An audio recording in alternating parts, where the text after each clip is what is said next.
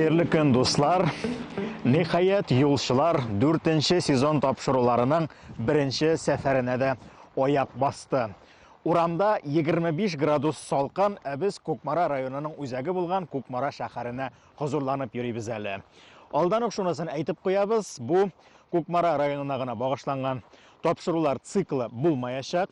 Без шушыннан башлап, Казан артының шушы районыннан башлап, Киров өлкәсендә яшәүче татар авыллары тарихына да күз салачакбыз. Ләкин аңа кадәр Казан арты төбәгендә районнарда булган материалларга, Киров ягындагы татарларның язмышларына, тарихларына кагылышлы материалларга күз салмыйча торып, ул якка чыгып китүне дөрес санамадык. Әле беренче көн генә без биредә, без Кукмараны беренче күрүдән үк бик ошаттык һәм яраттык. Менә Кукмара безне ничек кабул иткәнен алдагы тапшырулардан күреп белерсез. Киттек. Кукмара дигәндә күз алдыгызга киез итекләр, савыт сабагына килә икән. Бүгенге чыгарылышта сезне бик күп кызыклы ачышлар көтә.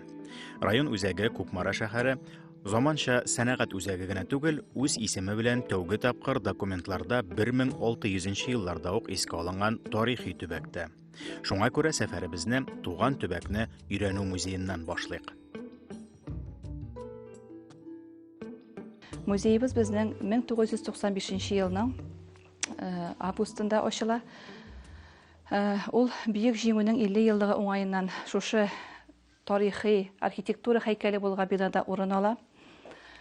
Музейбыздагы экспонатларга караганда Кукмарага якынча 700 ел дип әйтеп була. Моны безгә тарихи документлар, фотографиялар, археологик табылдыклар дәлиллиләр. Кукмара исеменә килгәндә, Кукмараның исеменең килеп чыгышының ике төрле варианты бар. Аның бер варианты шушы Мари халкы белән бәйле. Кокмари, ике Мари, Кугу Мари, Зур Мари дигән аңлата. Һәм шушыннан чыгып инде халык телендә Кукмарага нигезне ике Мари салган дип дигән сүзләр йөри. Дөрестән дә 17нче гасыр башына караган документларда Кукмара Оштырма Кукмара һәм Кече Оштырма Кукмара дип теркәлгән. Малая Оштырма Кукмара Чувашская дигән язмаларда бар хәтта. Тик бу очракта Чуваш дигәнебез татар, Мари, Удмуртны берләштергән катлам исеме булып тора. Ә Кукмарада дөрестән дә Чуваш сословиесенә караган Марилар яши. Безнең музейыбызның бер экспозициясе шушы рудалар чыгару өлешенә багышланган. Кукмарада 18нче гасырда бакыр кыю заводы эшләп килгән. Һәм шушы бакырдан Кукмара халкы комганнар, самавырлар, ләгәннәр эшләгән. Аның нәселләрен әйтергә буламы, менә чынлап зурдан шөгыльләнгән кешеләрне? Кукмарада безнең иң зур ике фабрикант булган. Аларның берсе итек басучы сәүдәгәрләр Комаровлар, икенчесе инде Радыгиннар нәселе булган. Һәм шушы безнең бинабыз, шушы йортта безнең бер туган итек басучы сәүдәгәрләр Радыгиннар яшәгән. Бу чорда Кукмара төбәгендә, Кукмараның үзендә Марилар гына яши дип әйтеп булмый инде. 1678 елга халык санын алу документлары күрсәткәнчә, ул вакытта ук хәзерге Кукмара районының күпчелек татар авылларына нигез салынган була. Алдарак әйтеп узган Оштырма Кукмара авылы җиренә дә татарлар килеп төпләнәләр һәм Туеш дигән авылга нигез салалар. Ул вакытта Марилар читкәрәк китеп урнашкан булалар инде.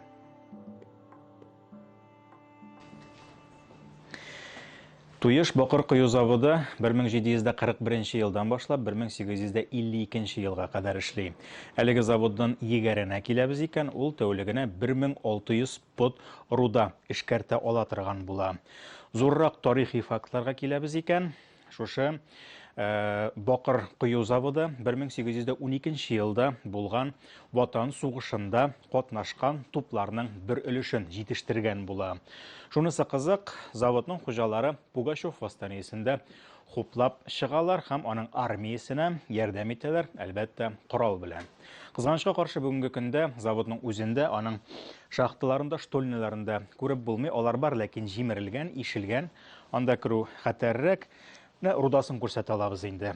Бакыр рудасы дигәч тә, ул алтын кебек ялтырап чыккан чиста бакыр дигән сүз түгел. Менә шушындый ташлар формасында чыга. Күп дигәндә, шушы рудада бакырның, чиста бакырның күләме 25%, 30% булырга мөмкин. Бу очракта турыдан-туры инде бакырны эретергә мөмкин. Мишләргә бушатып. Әгәр дә инде руда начар сыйфатлы булып, анда бакыр әйтик 10-15% кына булса, аны алдан бер кат айрым бер төрле шахта типындагы мишләргә салып, бер кыздырып, русча әйтсәк инде обжиг, менә шул обжиг ясап, яндырып ала торган булалар. Бу вакытта әлеге руда составында булган сульфитлар һәм тимер өлешчә генә булса да кислород белән реакциягә керә һәм алга таба аны айырып алып, югары концентрацияле бакыр рудасын эретергә мөмкинлек туа. Бу әлбәттә бик менә кыскача гына, бик түгәрәкләп кенә гади генә әйтеп аңлатканда технологиясе шундый. Әлбәттә бу бик мәшәкатьле һәм шул ук вакытта бик күп кул хезмәте таләп итә торган авыр хезмәт була. Татарлар нигез салган Туеш авылын юкка гына искә төшермәдек. 1741 елда Туеш авылы җирләренең бер өлеше очсыз гына бәягә арендага алына да, аларда яңа бакыр эретү заводы төзелә башлый. Әлеге завод үз янында урнашкан авыл исеме белән Туеш бакыр заводы дип йөртелә башлый. Безнең Кукмарабызда шулай ук Володиннар исемле эшмәкәрләр яшәгәннәр. Олар инде безнең аларның канат һәм бау ишу предприятиесе булган. Алар бу канатларны Полянаның пароход заводы өчен эшләгәннәр. Һәм инде үзләренең ишек алларында җиз һәм бакырдан комганнар, умывальниклар, тазиклар эшләгәннәр. Менә безнең музеебыз экспозициясендә алар барысы да бар. Һәм һәрберсенең капкачында язылган село Кукмар, Александр Володин, һәм инде төрле ярминкәләрдә алган медальләре сурәтләнгән. Анда инде за трудолюбие, за искусство дип язылган. Бу комганнар, самоварларны инде без халыктан җыйдык. Менә ул халыкта сакланган бүгенге көнгә хәтле.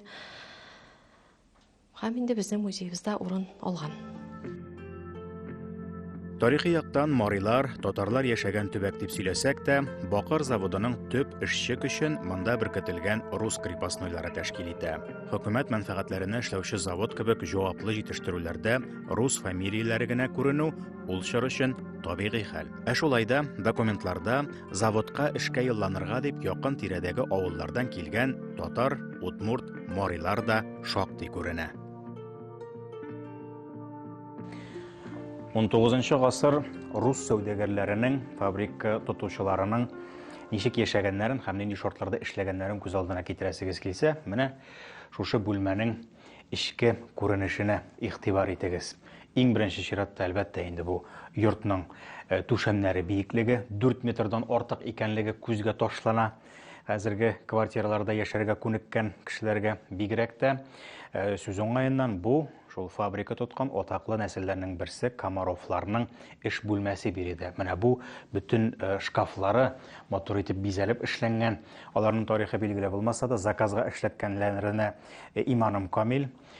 Имәндер инде бу, монсы булмаса, теге сөт үсенә караганда шамалап әйтергә була, әлбәттә, һәм зурлыгына игътибар итегез инде. Иркенлек, теге живут на широкую ногу дип әйтәр бит, инде иркенлек менә монда да күренә.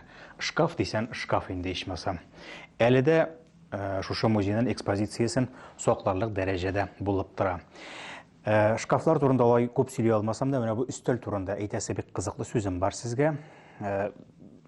Инде яшел туқыма җәелгән өстәлләр инде алар бик күп фильмнарда күренә. Ул инде карап торышка ук бик җитди өстәл икәнлеге аңлашыла.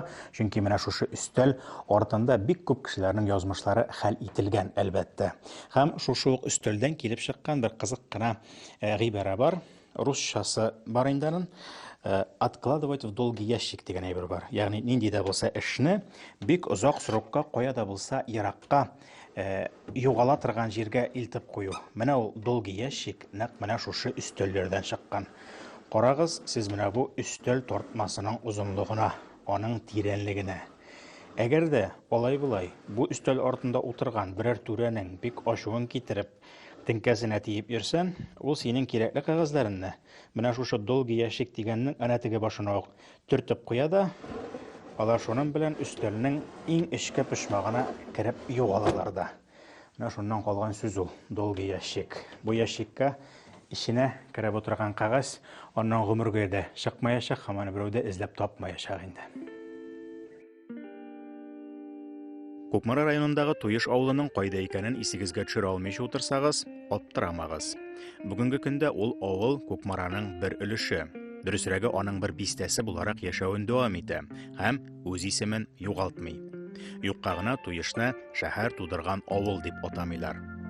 Туеш белән бергә Кукмарага яңа җир биләмәләре генә түгел, мәчет тә якынлаша. Кукмара үзендә мәчет булмаган, әмма ләкин инде менә Кукмара булганчы, безнең инде Туеш җирлеге, шушы Туеш Таишева, яки инде шушы другой Кукмар дип аталганың элеккеге исеме, анда инде татарлар яшәгән, һәм шушы Кукмараның инде территориясендә ул шушы Туеш җирләре булган. Һәм шушында, шушы авылда мәчет булган. Менә без күп кенә елгы шушы тарихны өйрәндек, инде соңгы көннәрдә дә, соңгы елларда, һәм инде элеккеге шушы метрика китапларында, онда ведомость духовных лиц дигән китапларда, анда шушы мәчет турында инде мәгълүматлар бар. Менә шушы безнең соборный дип атала инде, ул соборный мечеть, ул салынган 1886 елда. Шушы Туеш җирлегендә. Ул инде безнең менә манаралары кисмәгән, Әсән елга, Кәшимер, Туеш, тагын һәм инде Уразай авылларындагы шушы мәчетләргә шаган була. Без аны бөтенесендә яңадан инде реконструкция ясадык, һәм инде ул рәсемдә генә безнең бар. Ул инде мәчет булган, аннан соң инде ул 1931 елда аны бирәләр инде мәктәпкә, мәктәп кулланышында була ул, һәм башлангыч Туеш башлангыч мәктәбе булып тора 1961 елга хәтлек. Аннары 1961 елдан аны сүтеп алып китәләр безнең Кәшимергә, анда төзиләр башлангыч мәктәп, һәм инде 2010 елларга хәтле ул һаман да үзенең хезмәтен башкара. Инде Кукмарага килгәндә безнең шушы мәчетләребез ул инде әле яңадан дингә ирек бирелгәннән соңна салынып килә. 18 гасырда бакыр заводы өчен бүленеп биргән җирләргә генә сыешмыйча, Кукмара аннан соңгы гасырларда да Туеш авылы җирләрен уңышлы яулап алуны дәвам итә. Кукмара киезитек комбинаты да үзенең тәүге адымнарын Туеш җирләреннән башлап җибәрә. Авыл халкы сүзләренә караганда, бер туган Комаровлар комбинатка дип арендага алынган җир өчен һәр елны Туеш мәчетен утын белән тәэмин итеп торганнар. Китапларда эзләнеп торгач, шушы инде Туешка килеп урнашкан, ул китапларда күренә сотник булып торган, шушы җирлектә сотник булган, ул инде зур ул вакытта шушы бер әйтсәк инде җирлек башлыгы шикелле, бер глава шикелле шулай бит инде, аның да инде Таиш дигән шундый бер сотник була. Менә шуның исеменнән дә Таишева калган булырга тиеш инде, шулай бит инде. Аның инде теге фарси теленнән карасаң, анда бар инде ул теге Таиш дип дигән инде менә Тай кебек шундый инде бер куатлы, шундый бер ир ат мәгънәсендә килә. Инде шушы безнең реквийский сказкаларда алар инде бар. Шушы Таушев дип килә инде фамилиялар, Таиш улларының әле һаман да килә инде 1678 елдагы перепислар бар безнең. Менә шунда аның исеме дәген инде искә алына аларның. Димәк, ул авыл 1670 еллардан алдарак төзелгән авыл булып чыга. Түгел датасы билгеле түгелме? Юк, анда әйтелә инде безнең бит җирлекләрдә башта инде чирмешләр торган, бөтен шулай бит Марилар, чирмешләр, алар инде әкренләп аннары менә шу татарлар инде массовы Казан якларыннан күчә башлагач, алар әкрен шушы анда буш йорт булгандыр инде, бәлки шулай күчеп 1-2 гаилә шуннан инде ут сөйләп киткән. Менә без шәҗәрәләрне карадык инде 13, 14, 15 хәтта инде шушы әйтсәк инде буыналар инде тоташа, шушыңа килеп тоташаннар. Җирләре Кукмарага кушыла башлаганда, Туеш 30 ираты, 22 хатын кызы булган, үз чоры өчен уртача зурлыктагы авыл саналган. Бер яктан Кукмараның якын торуы халык өчен файдага да булган, чөнки ел фасылына карамастан эш табырга мөмкинлек бар. Шул ук бакыр эретү заводында да Туеш кешеләре эшләгәне теркәлгән.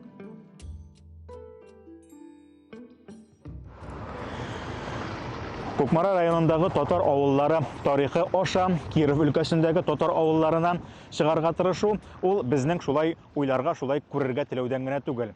Һәм Кукмара белән Киров өлкәсенең чиктәш булуыннан гына да түгел. Хикмәт шунда 1781 елдан башлап 1920 елга кадәр хәзерге Кукмара районы территориясе икегә бүленгән була. Аның бер өлеше Малмыш өязенә караса, икенче өлеше Мамадыш өязенә карый.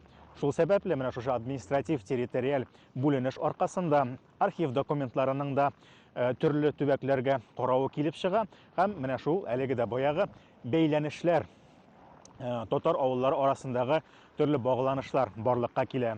Ни өчен без нәкъ менә Кукмарадан башларга булдык шул. Соң хикмәт шунда 20нче гасыр башында 1900 елларда Кукмара авылы ул вакытта пар белән эшләүче 3 фабрикасы булган зур сәнәгать үзәгенә әверелгән була инде.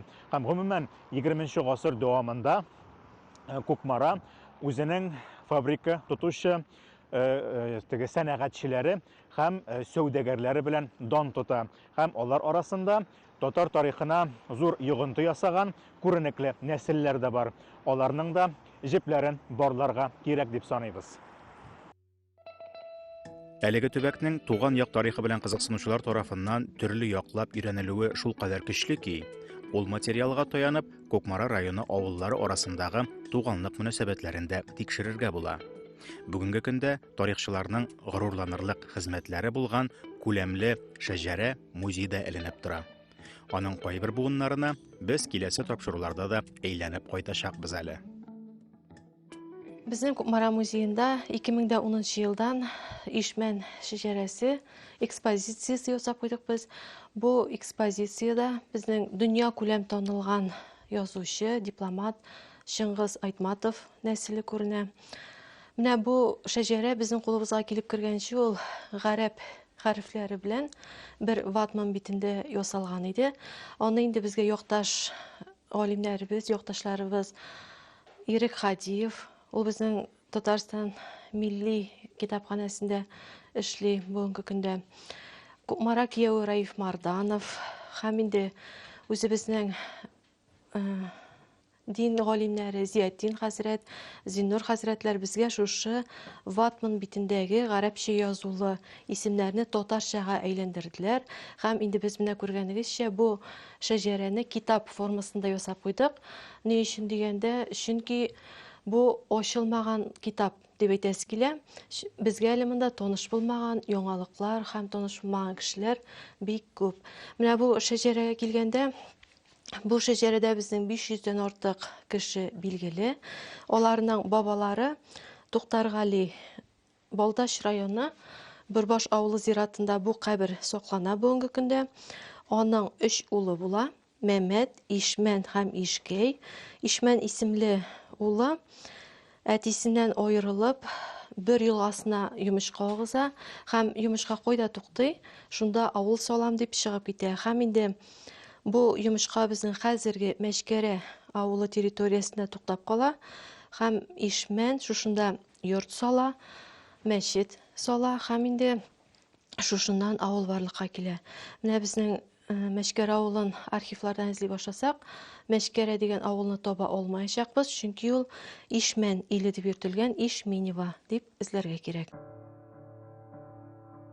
Нәселләр темасын дәвам итеп, тагын бер кызыклы статистикага күз салыйк. Шул ук 1762 елгы ревизия документлары буенча туешка төшүче киленнәр Әсән елга, Состамак, Иске Пенәгәр кебек авыллардан булалар. Ә туешның үзеннән киленнәр Кенәүз, Мәчкәрә кебек авылларга киткәннәр. Шуңа күрә туешның хәзерге Кукмара тарихына керткән өлеше җир биләмәләре белән генә шикләнми. Кукмараның аның гомумән инде җире булмаган, әмма ләкин булгандыр, бәлки кайдадыр яшәгәннәрдер марилар, бәлки генә монда инде менә шушы китапларда күренгәнчә яки инде зур йортта төзегәндә каберлекләр дә чыкты. Ул бәләкәй авыл булып инде торгандыр, әмма ләкин җир, менә шушы сотник тагын инде туешныкы булгач дип киләбез бит инде, бөтен Кукмараның территориясе бөтен бер генә авылдан да алынмаган, ул инде бөтенесе туеш җирләре, һәм инде әйткәнемчә, менә шушында безнең завод, бакыр заводын Янсыбыдан күчереп салганнан соң, анда инде эшчеләр алып киләләр һәм шушы эшчеләр күбәеп китәләр, инде күбесенчә рус милләтеннән була, алар ширкәү сорыйлар. Инде ширкәү салынгач бит инде село дигән исем бирелә, шулай бит шушы село дигән исем бирелгәч, әкрен-әкрен туй җирләрен бирәләр. Менә итек фабрикасын карасак тагын, ул хәтта документтар дагын килә, братья Комаровларның шушы при деревне Таишево дип килә. Һәр вакытта дагын туй җирендә аларга бирелгән. Һәм инде элекеге вакытта карасак, менә элекеге бабайларның сөйләве буенча дагын, әле без элекеге әби бабайларыбыз анда безнең җирләре булган, иген җирләре дип сөйлиләр инде алар дагын. Һәм инде безнең правлениелар, туйышның правлениелардан иң беренче күбрәк сөйләү буенча шушы итекнең артында булган дип сөйлиләр. Менә шул тирәләрдә. Шуңа күрә менә бөтен Кукмараның территориясе инде ул күбесенчә безнең шушы туй җирлегеннән алынган. Туй җирләреннән алынган, бәлки күпмедер сатып алынгандыр инде, очсыз гына бәягә менә шушындый шулай итеп инде Кукмара зурайып, аңа бирелә инде бөтен территория. 1859 елда Туйыш авылындагы 35 хуҗалыкта барлыгы 199 кеше яши. 20нче гасыр башына Туйыш Кукмара канаты астына кирип бетеп, тыныч кына яшәп ятучы авылга әверелә. Бу вакытта Туйыш бакыр заводы ябылу, игенчелек өчен җирләр булмау сәбәпле, Кукмарада һөнәрчелек киң җәелә. Билгеле булганча, татар халкының күн белән эшләү осталыгы бөтен дөньяга булгар чорыннан ук танылган кәсеп булып торган. Һәм әлбәттә, аның иң югары ноктасы, аның иң югары дәрәҗәсе дип әйтгәндә, шул күнгә әле шигүле бизәктә төшерү. Шигүле читекләр бүгенге көндә дә һәрбер музейны бизәп тора торган экспонатлар булып торалар. Менә биредә Кукмара булгач инде шигүле, әмма киез итек бар. Һәм аның бизәге бик гади генә булып тоелса да, әллә нәрсә түгел бит инде, әйме?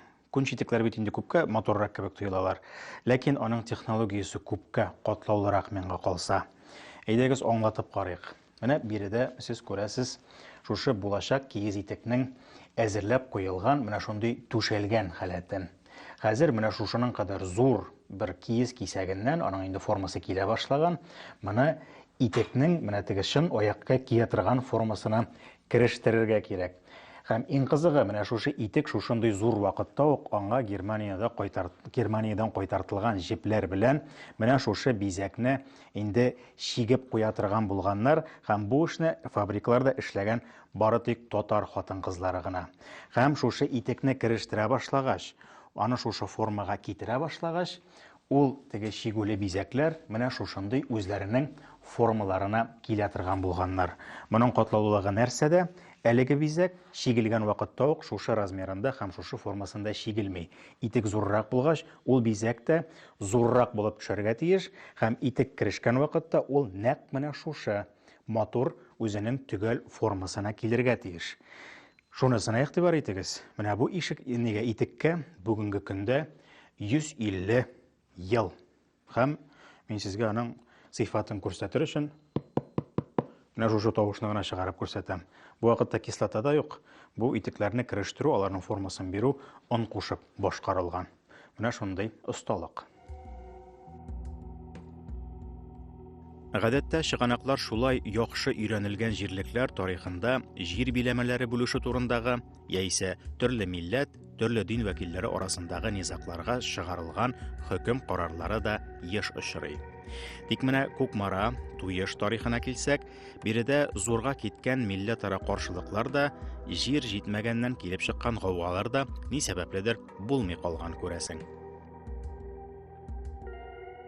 Юктыр, анда без караган документларда да ишетмәдек андый нәрсәләр. Чөнки бу бит авыл җире түгел, бу бит шәчүлек җирләре, бу төшләре.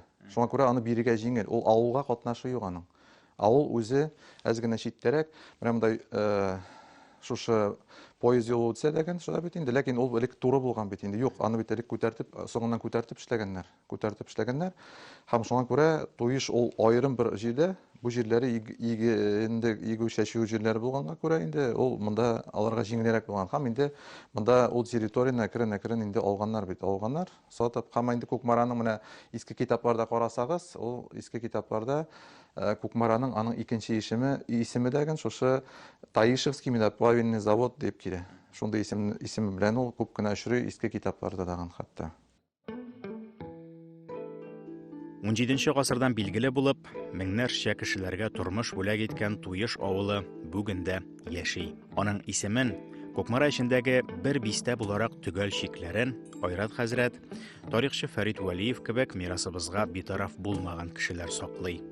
Алар тырышлыгы белән бүген без дә Кукмара шәһәренең йөрәге булган авыл турында ишеттек. Димәк, Туеш югалмаячак.